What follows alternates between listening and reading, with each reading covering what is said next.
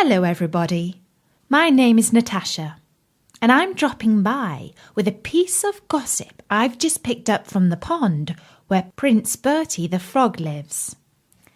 As you know, Bertie used to be a handsome prince, but now he's a frog. His little friend Tim the tadpole has been asking him about his life in the palace when he was a prince. "What did you do on Wednesdays, Bertie?" asked little Tim.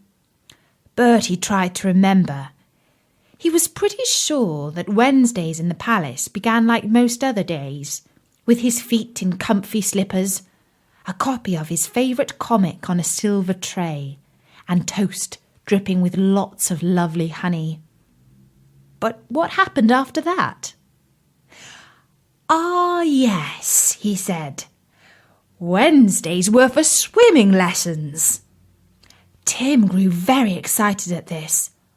"What a wonderful idea! Can we have swimming lessons at the pond?" Colin, the grumpy carp, overheard this suggestion of Tim's and barged in, as is his way, with a rude comment. "That's the stupidest thing I've heard yet. Tadpoles don't know much, but at least they're supposed to know how to swim." Tim swam around in circles for a bit and thought about this. After a minute or so, he came up with another idea. "Well, can we have walking lessons then? Please, Bertie, show us how to walk. Princes know everything, so I'm sure you can teach us how to walk beautifully. That will be a useful thing to do." Colin was about to point out that the reason that Tim couldn't walk was that he didn't have any legs. But he was in a particularly grumpy mood that morning, and he thought to himself, "What's the point? These creatures are too stupid for words. I might as well talk to a stone. It would be more interesting." So Colin sank down to the bottom of the pond to find an interesting stone he could talk to. A little later, he looked up through the water and saw that Bertie had hopped onto the bank of the pond. "There you are," Colin said to the stone. "That stupid frog is trying to walk, but his legs are too bendy. That's why frogs don't walk. They hop." And sure enough, Bertie found that walking wasn't so easy as it was in the old days when he was a handsome prince. He tried to put one foot in front of the other, but he couldn't. His legs just weren't made that way anymore. "Croak," he said. "Walking is more difficult than I remembered." A moment later, he bent both legs and then sprang 2 feet in the air. Little Tim was mighty impressed and called out, "That was great! Go on, Bertie, walk again!" This was too much for Colin. He rose to the top of the pond and stuck his mouth out of the water. "That's not walking," he said.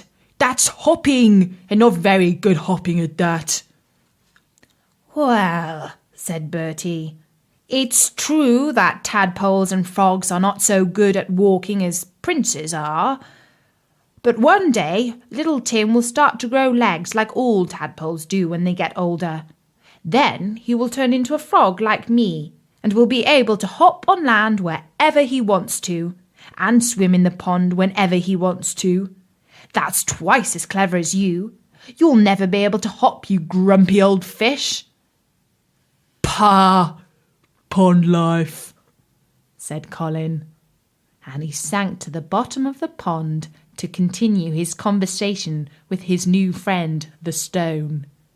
But one day, if enough children listen to Bertie's stories, he'll turn back into a handsome prince, and he'll be able to show everybody how well princes can walk, with straight backs and holding their chins up high.